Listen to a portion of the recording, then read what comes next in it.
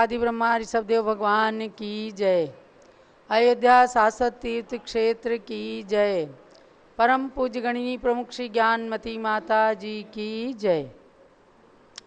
भव्यात्माओं, गोमटसार जीवकांड की क्लास प्रारंभ हो रही है।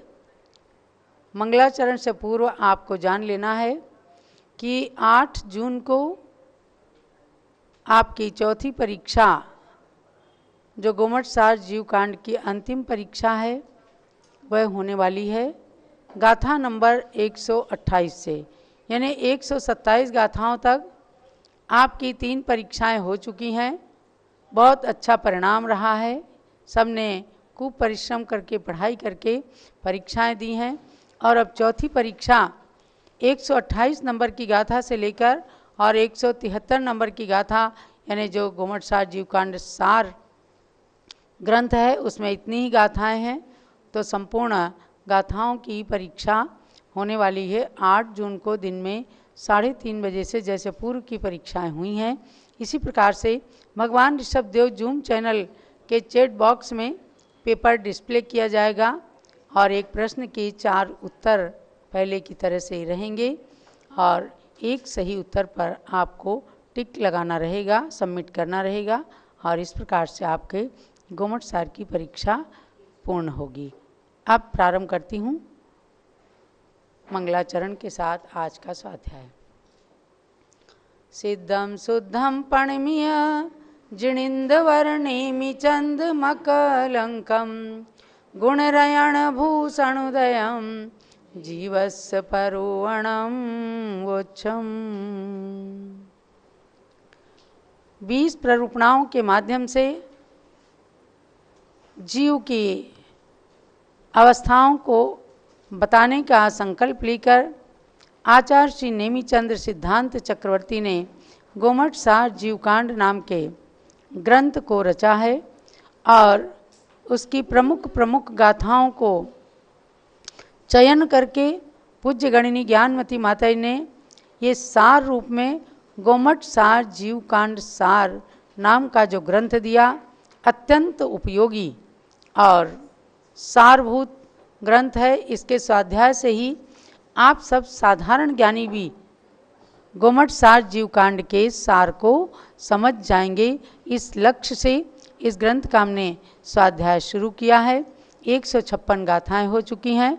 हम इस समय 17 नंबर की प्ररूपणा में मार्गणा के अंतर्गत सम्यक्त मार्गणा में चल रहे हैं और आपने सम्यक्त मार्गणा के अंदर सम्यक्त का स्वरूप, मनुष्य गति के अंदर गुणस्थानों की अपेक्षा जीवों का प्रमाण जाना है। क्षायिक सम्यक्त, वेदक सम्यक्त, उपसम सम्यक्त का लक्षण जान करके 5 लब्धियों के भी आपको नाम बताए गए।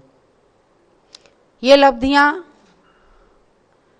प्राप्त करके मनुष्य या चारों गति के जीव सम्यक्त के अभिमुख होते हैं और करण लब्धि, 5वीं जो लब्धि है, उसको प्राप्त करने वाले जीव के नियम से सम्यक दर्शन होता ही होता है।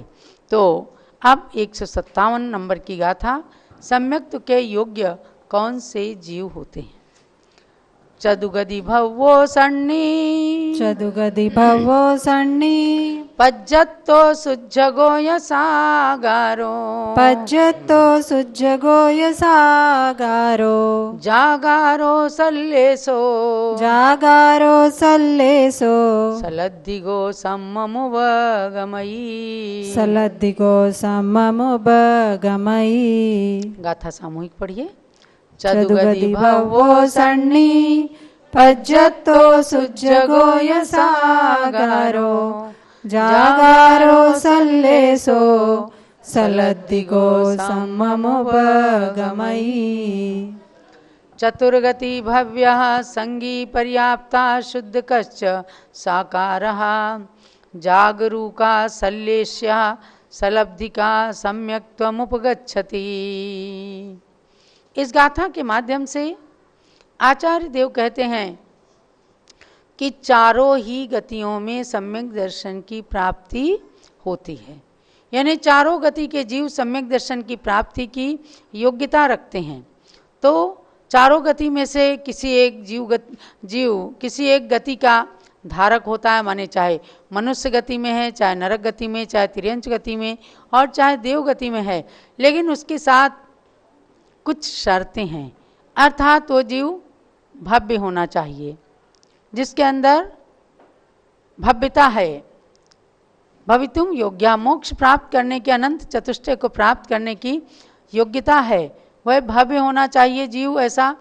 और संगी होना चाहिए, मन सहित, यानी कि पंचेंद्री संगी जीव होना चाहिए, पर्याप्तक होना चाहिए और उसकी विशुद्धि यानी साता आदि के बंध के योग्य परिणति से युक्त जो जीव रहता है, जागृत यानी जागृत अवस्था में प्रगाढ़ निद्रा से युक्त नहीं हो, स्थान वृद्धि आदि 3 अशुभ निद्राओं से रहित हो जीव, साकार उपयोग सहित हो, शुभ लेस्या का धारक हो और करण लब्धि रूप परिणामों का धारक हो, तो वह जीव सम्यक्त्व को प्राप्त करता है।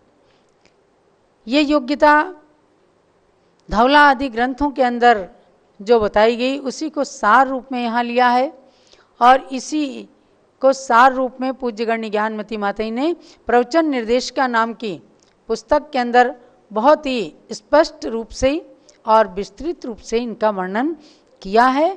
तो संक्षेप में आप क्या जानेंगे कि सम्यक्त्व प्राप्त करने वाला जीव भव्य होना चाहिए, संगी पर्याप्तक होना चाहिए, पंचेंद्री होना चाहिए और शुभोपयोग से सहित होना चाहिए, तब वह सम्यक्त्व को प्राप्त करने के योग्य जीव रहता है।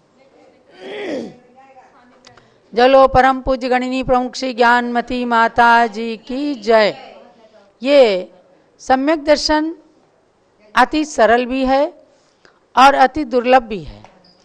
सरल इसलिए है कि भाव एकदम स्ट्रेट फॉरवर्ड सीधे साधे रहे, सच्चे देव साध गुरु पर श्रद्धान किया और अंतरंग में ये लब्धियां प्रकट होकर के और सम्यक दर्शन की योग्यता आ जाएगी, क्योंकि ये चीज़ें जो हैं ये अंतरंग की हैं। सम्यक प्राप्त करने में अंतरंग और बहिरंग दोनों योग्यता होनी चाहिए। तो बहिरंग योग्यता क्या है? संगी पर्याप्तक पंचेंद्री जीव होना चाहिए। अंतरंग की योग्यता ये है कि दर्शन मोहनी कर्म का उपशम क्षय और क्षयोपशम होना चाहिए। वो चीज़ें दिखती नहीं हैं लेकिन अंतरंग में ऑटोमेटिकली सब चीज़ चला करती हैं, बस बाह्य निमित्त हमें दिखाई पड़ते हैं। तो बाह्य निमित्तों में ये जानना है कि चारों गतियों में सम्यक दर्शन की प्राप्ति हो सकती है, बस केवल इतनी इतनी चीज़ें होनी चाहिए। और पहले ही बताया गया है कि 5 लब्धियों में से क्षयोपशम, विशुद्धि, देशना और प्रायोग्य, ये 4 लब्धियाँ सामान्य को, किसी भव्य अभव्य सभी को हो सकती हैं सामान्य रूप से, और करण लब्धि उसी को होगी जो सम्यक दर्शन के बिल्कुल अभिमुख है, भव्य जीव है, तो उसी को करण लब्धि हो सकती। करण लब्धि होने के बाद नियम से सम्यक तो होता ही होता है। अब इस मार्गणा की, सम्यक्त मार्गणा की अंतिम गाथा है 158 नंबर। आपको ये तो ज्ञात ही हो गया है कि बीच बीच में तमाम गाथाओं को छोड़ करके प्रमुख गाथाओं का संकलन करके इसको सार रूप में ये ग्रंथ हमारे लिए प्रदान किया है पूज्य माता जी ने। तो इसलिए कुछ कुछ गाथाएं ही हर प्ररूपणा के अंदर प्रदान की हैं। अणुव्रत और महाव्रत का महत्व बताते हैं अंतिम गाथा के अंदर, सम्यक्त मार्गणा की अंतिम गाथा। चत्तारि विखेताइम आउगबंधेन होदि सम्मतम् अणुवद महावदाइम न लहै देवाउगम मोतुम। सामूहिक गाथा पढ़िए। चत्तारि विखेताइम आउगबंधेन होदि सम्मतम् अणुवद महावदाइम न देवाउगम मोतुम।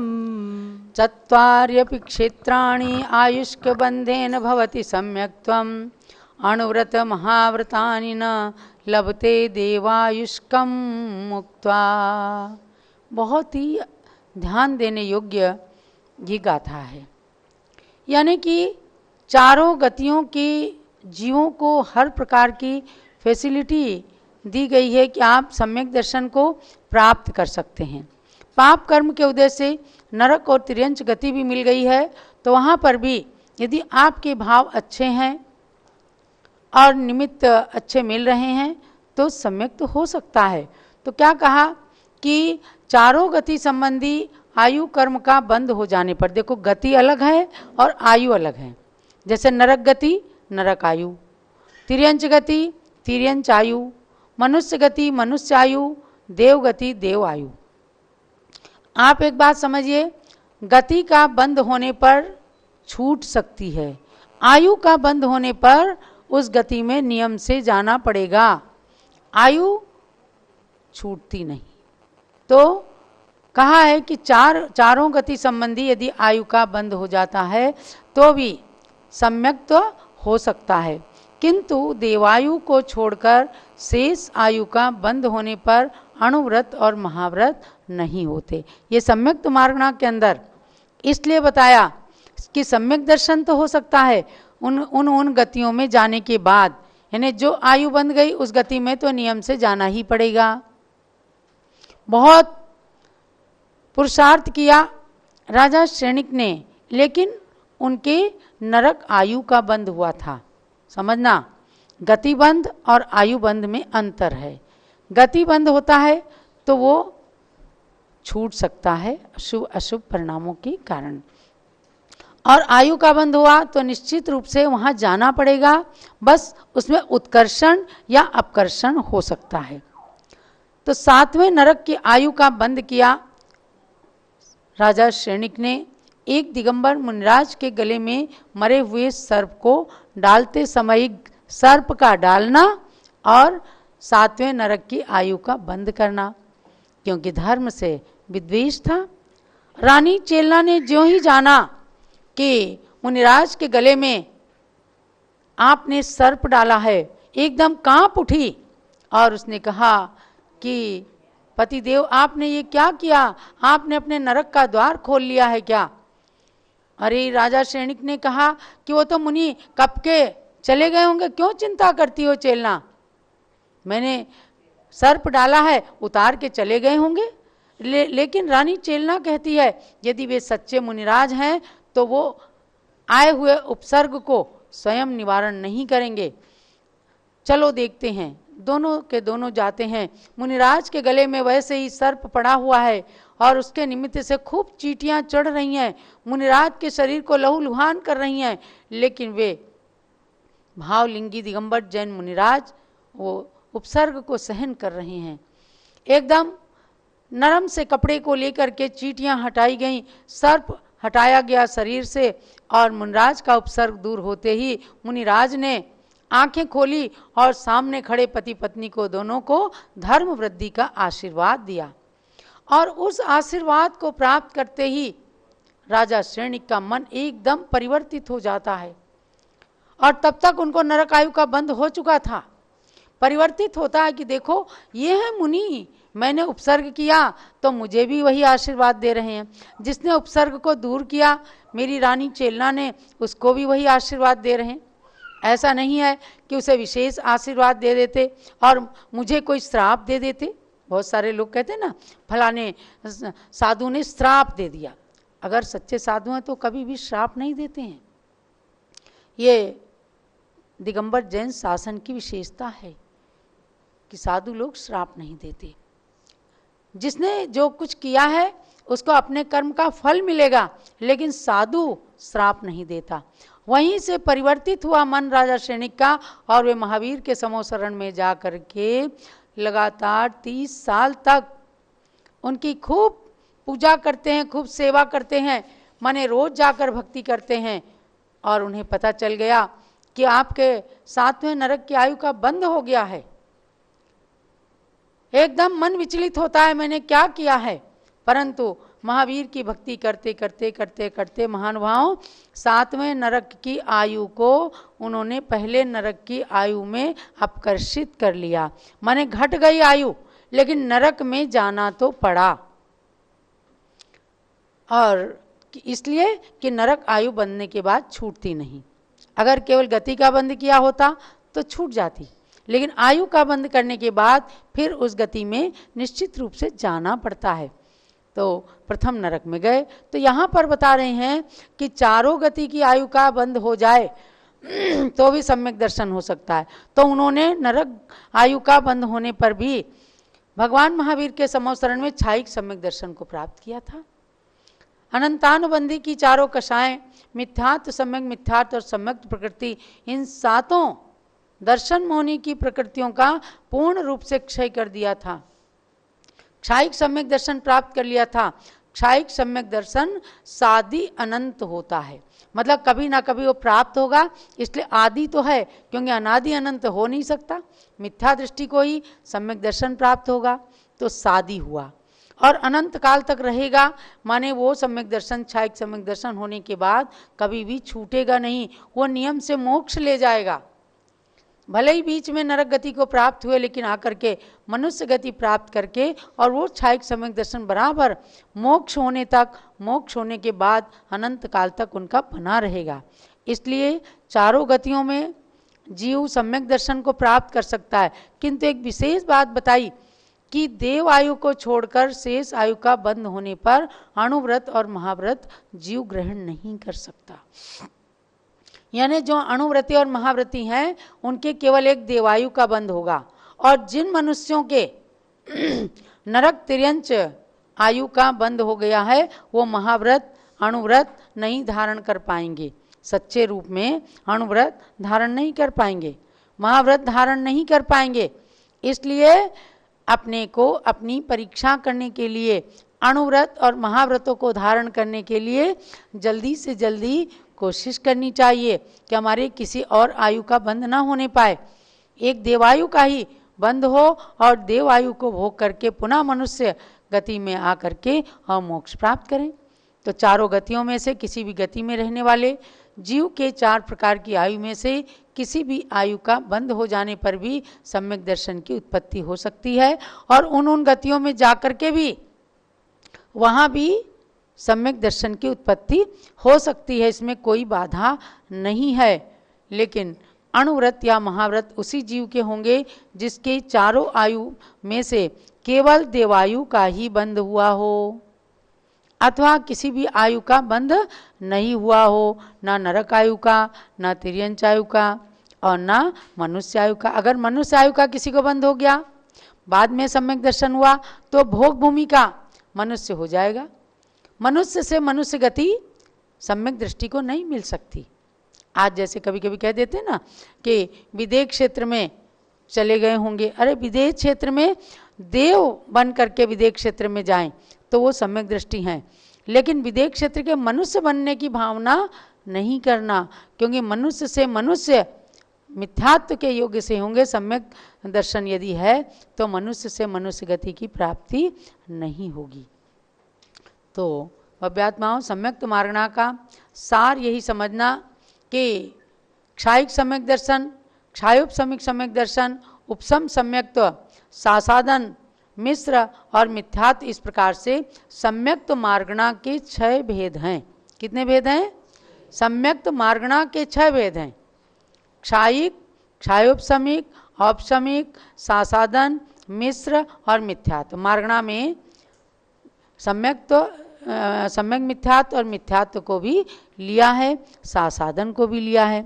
तो 3 सम्यक दर्शन को तो आपने अच्छे से जान लिया, और सासादन सम्यक्त्व जो सम्यक्त से जीव चित होता है, मिथ्यात्व तक आता नहीं है, और उसके बीच का काल केवल अंतर मुहूर्त का काल जो है वह सासादन गुण स्थान को प्राप्त कराने वाला, यानी कि सम्यक्त की आसाधना करने वाला जीव सासादन गुणस्थानवर्ती कहलाता है।